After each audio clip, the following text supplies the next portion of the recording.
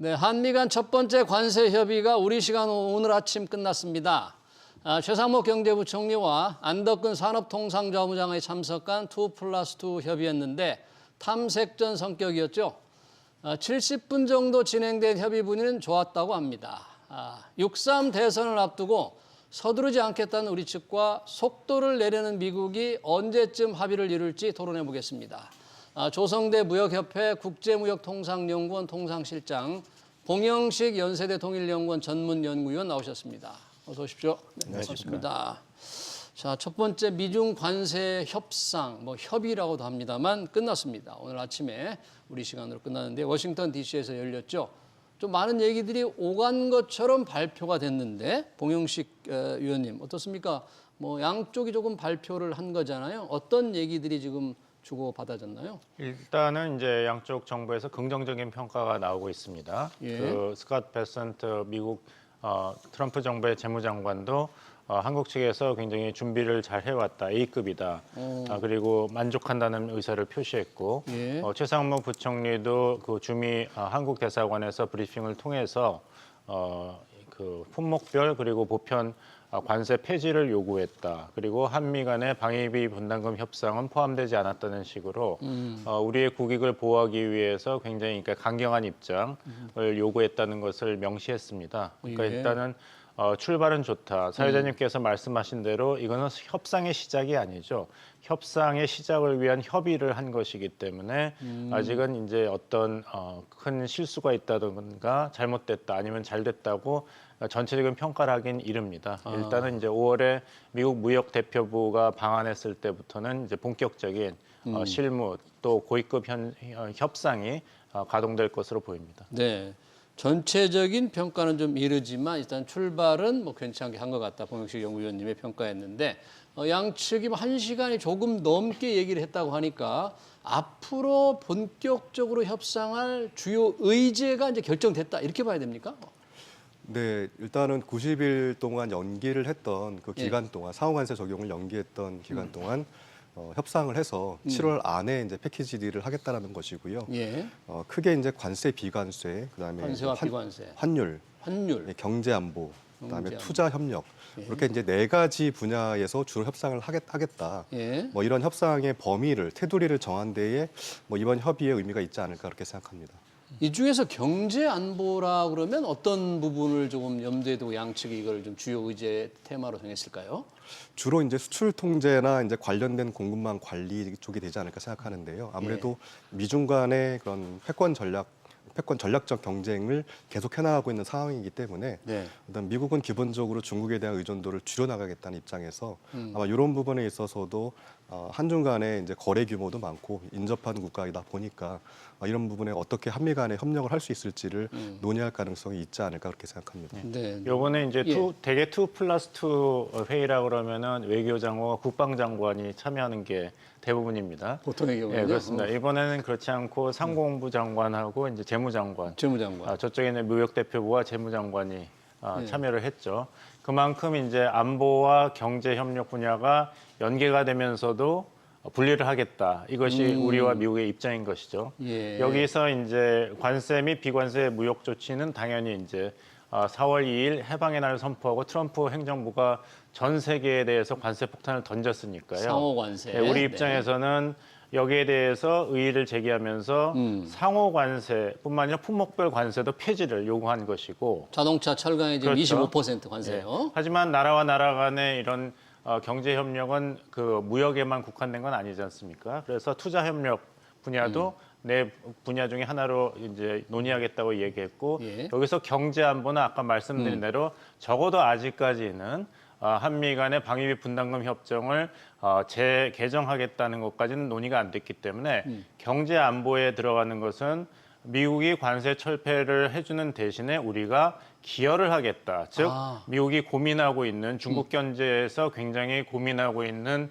조선 산업에 대해서 우리가 기여를 하는 대신에 예. 우리는 또 에너지 안보가 중요하지 않습니까? 네. 2024년 대미 수입에서 가장 큰 분야가 원유, LPG, 천연가스였습니다. 네. 그러니까 우리에게 중요한 이 에너지 수입에서 미국에 대한 이런 좀 더 수입량을 늘리다든지 그 다변화하는 것에서 서로 윈윈을 한다면 경제 안보 분야가 되겠죠. 그리고 마지막으로 통화 환율 정책은 우리가 환율을 절상하면은 미국과의 무역 적차를 해소하는 데는 도움이 되지만 대신에 우리의 수출에 가중이 붙기 때문에 우리로서는 굉장히 조심해야 될 분야이기 때문에 이것을 앞으로 시간을 두고 미국 측과 협의할 것으로 보입니다. 네. 우리가 대미 무역에서 항상 흑자만 기록한 것은 아니지 않습니까? 예. 91년부터 97년까지 김영삼 정부 때는 우리가 대미 무역에서 적자를 기록했습니다. 그래서 사실상 미국에서 이제 무역 분쟁을 제기하지 않았어요. 우리가 적자를 계속 기록했으니까요. 대신에 그 당시 환율이 1달러당 700원이었습니다. 700원. 지금은 이제 1,300원, 네. 1,400원 얘기가 나오는데 네. 대신에 그렇게 이제 환율이 절상되고 나면 우리의 이제 금융 시장에서도 어떤 과부하가 걸릴 수가 있고 예. 또 수출이 위축될 가능성이 있기 때문에 양측에서 굉장히 조심스럽게 접근할 것으로 보입니다.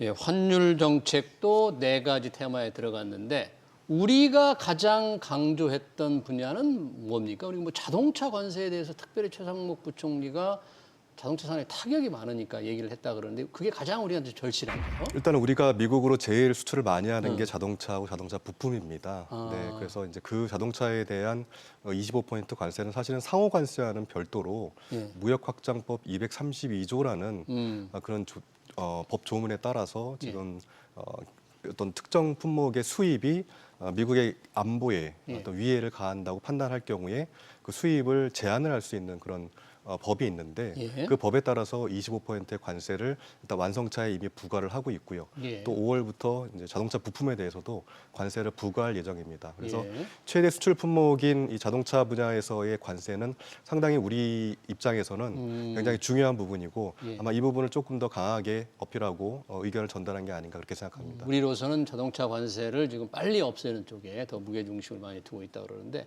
그럼 환율은 우리가 그렇게 뭐 원화 가치를 떨어뜨리는 그러니까 원달러 환율을 의도적으로 높이는 건 아닌데 왜 이렇게 축소한 의제가 됐죠?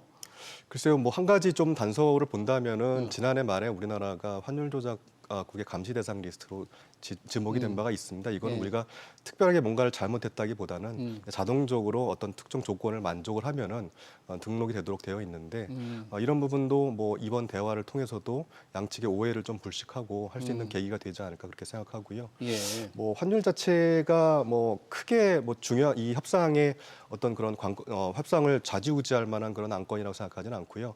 다만 뭐 아시다시피 양국 간에는 FTA 때문에 관세가 사실상 없습니다. 그리고 비관세 분야도 뭐 우리 입장에서는 뭐 다른 나라들에 비해서는 상당히 좀 많이 개방을 이미 FTA를 통해서도 많이 개방을 했거든요. 그래서 그런 측면에서 놓고 봤을 때는 미국이 원하는 것들이 결국은 투자를 많이 해달라. 또 양국 간에 좀 경제 협력을 많이 하자. 뭐 이런 분야들이 조금 더 치중이 될 수 있고 환율도 뭐 어떤 부분에서도 한번 좀 논의를 해볼 수도 있는 게 아닌가 그렇게 생각합니다. 이번에 협상단이 대규모인데 뭐 국방부가 빠져 있고 아까 봉영식 박사님 말씀한 대로 주한미군 방위비 분담금은 얘기되지 않았다 그러는데 우리는 그러면 관세무역 협상과 이 방위비 분담을 전혀 연계해서 얘기하면 안 된다. 이건 별도의 문제다. 지금 이런 입장을 확고하게 갖고 있는 겁니까?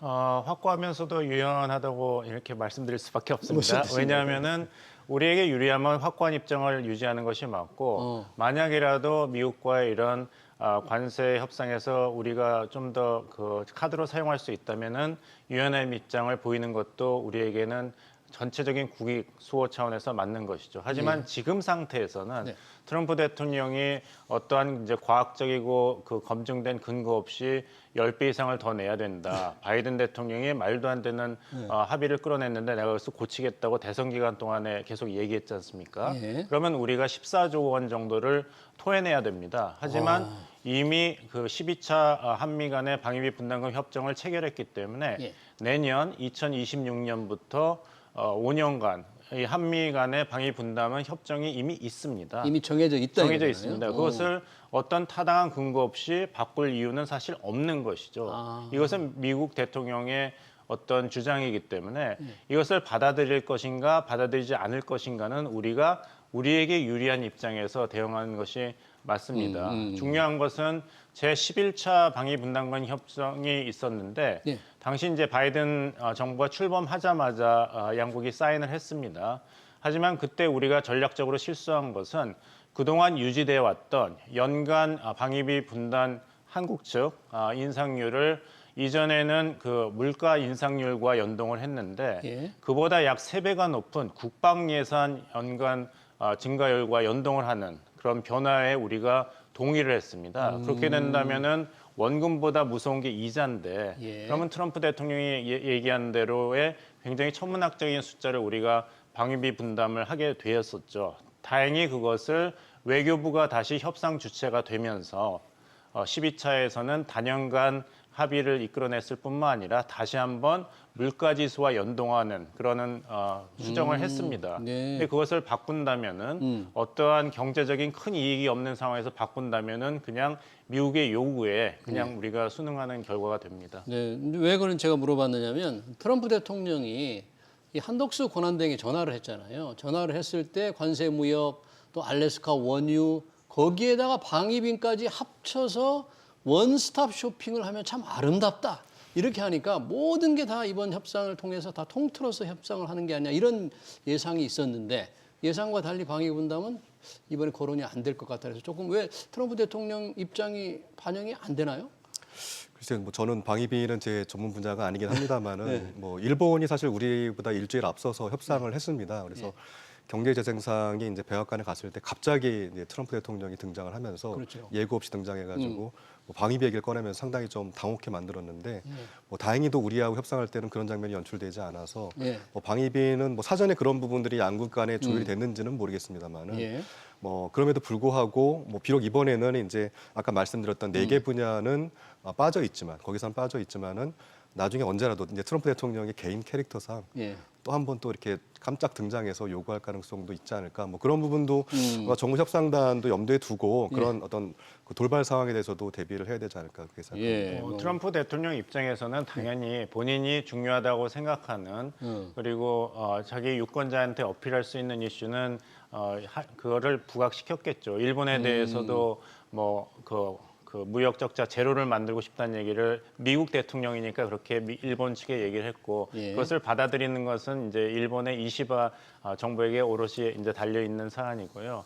한국에 대해서도 알래스카 뭐 개발이라든지 이것도 미국 의회라든지 기업은 아직 뚜렷한 움직임을 보이고 있지 않고 채산성에 대해서 여러 가지 다른 의견이 있지 않습니까? 하지만 이제 백악관에서 이것을 한덕수 권한대행에게 꼭 집어서 이야기한 것은 그만큼 이제 트럼프 대통령이 선호하는 식의 한국과 미국 간의 앞으로의 관세 협상 방향을 이제 제시한 것인데 좀 이렇게 아이러니한 건 뭐냐면 한국 정부가 이런 트럼프 대통령의 페이스에 말려 들어가고 싶어도 말려 들어갈 수 없는 정치 상황에 있지 않습니까? 아, 우리 정치 상황이 그게 예. 무슨 뜻이죠? 그게? 지금 권한대행 체제이기 때문에 그리고 6월 3일에 대통령 선거가 있고 공백기, 뭐 공백기가 정치적인. 있기 때문에 사실 한덕수 권한대행이 여기에 대해서 어떤 결정을 한다면은 정치적인 이런 논란이 있을 것입니다. 그것이 우리에겐 불리한 것이 아니라 결정권이 없다는 것이 우리에게는 오히려 대미 협상에서는 유리한 전략적인 이제 레버리지인 것이고 좀 핑계를 댈 수 있고 시간을 핑계가 벌 수 아니라 있는. 이제 정당한 이유인 것이죠. 정당한 그래서 이유이다. 최상목 부총리도 이 출국 전에 국회에서 이야기했을 때는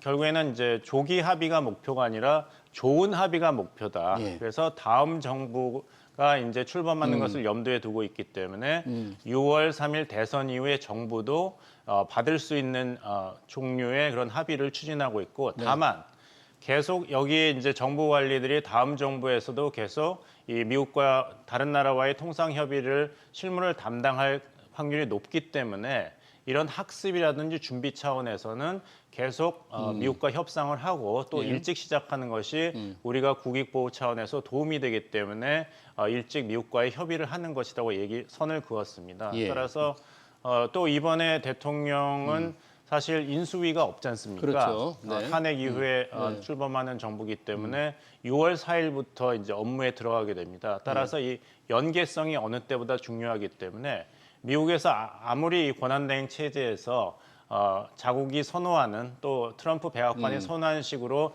협상의 방향성을 제시하고 싶다 하더라도 예. 우리 입장에서는 그것을 들을 수는 있지만 꼭 거기에 결정할 그런 권한이 없기 때문에 사실 지금 윤석열 대통령이 대통령을 재직하고 있다면은 예. 이 한국의 반응이 굉장히 달랐을 수도 있죠. 음. 뭐 안보와 경제 지금 협력을 상황에서? 네. 한 패키지로 넣는다든지 예. 아니면 어느 나라보다도 먼저 트럼프 정부와 관세 협상을 마무리 짓는 나라가 되겠다고 천명을 할 수도 있었지만 네. 가능성입니다.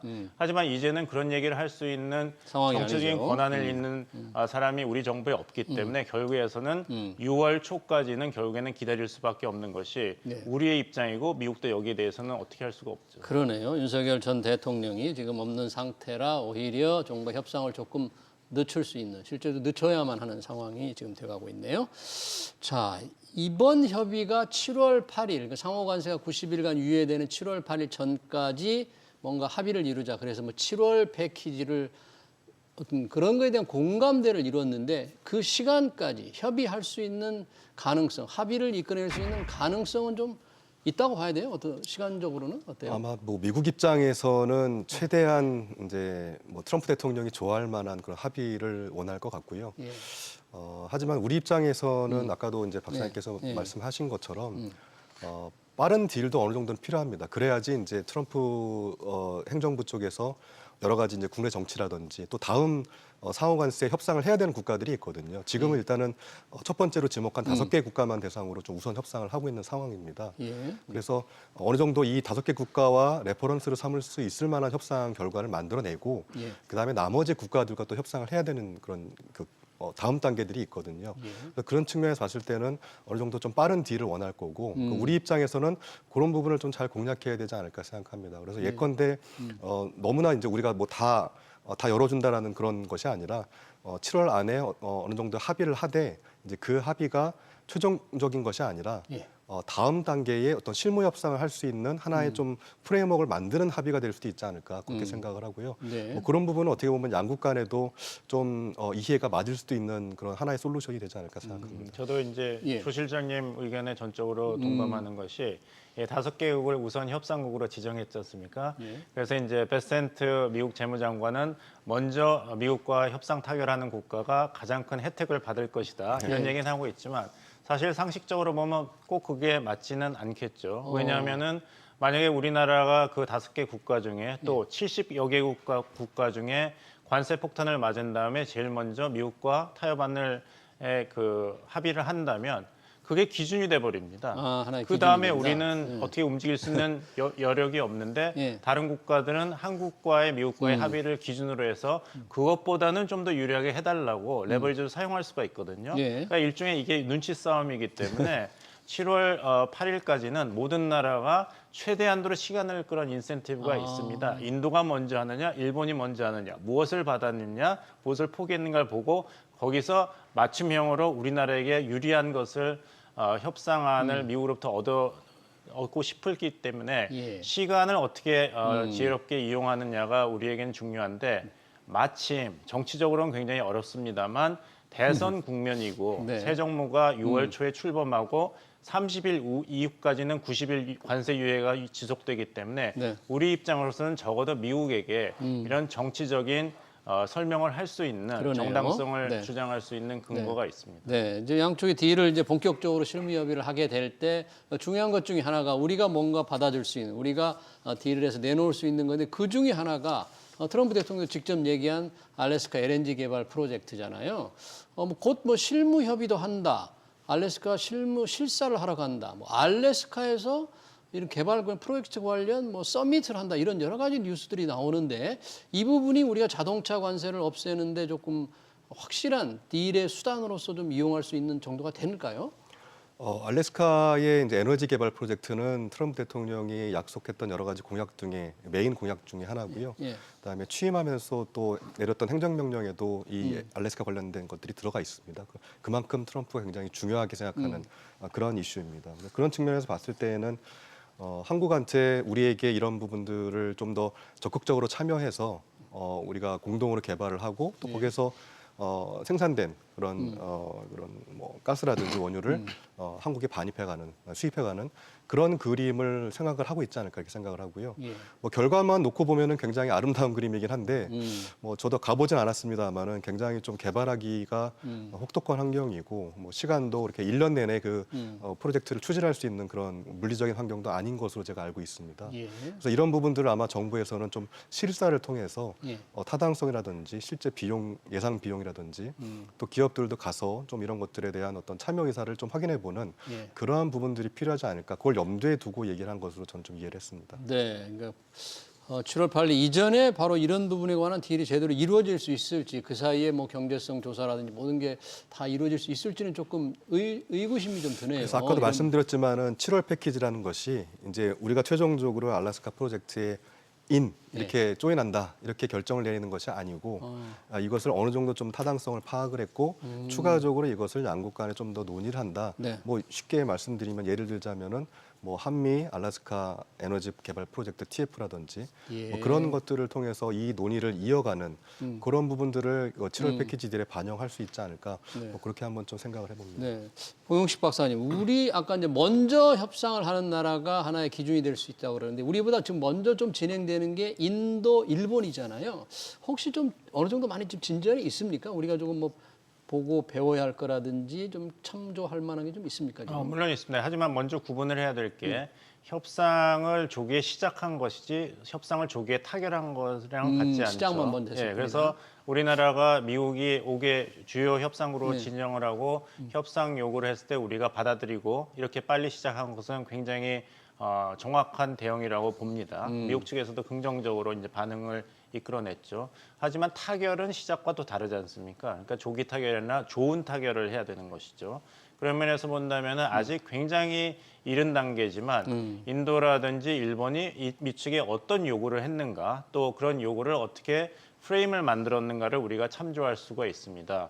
예를 들면 일본과는 이렇게 안보 이슈와 경제 이슈를 번들 같이 합칠 것이냐 분리를 할 것이냐를 우리도 응용할 수가 있고 또 환율 문제도 그렇습니다. 그리고 중국 견제에 초점을 맞춘 트럼프 행정부의 안보 경제 정책의 연관 속에서 우리가 미국과 어떻게 협상할지 그거는 인도와 일본도 마찬가지 방정식인 것이죠. 그래서 참고할 부분은 분명히 있지만 네. 계속해서 이 5개국이 어떻게 보면 같은 선단에 속한 배드 같이 예. 너무 앞서가도 안 되고 너무 늦춰서도 안 되기 때문에 그래서 7월 패키지를 이렇게 최상목 부총리가 국내 그리고 또 미국에 대해서 이야기한 것은 적절했다고 보입니다.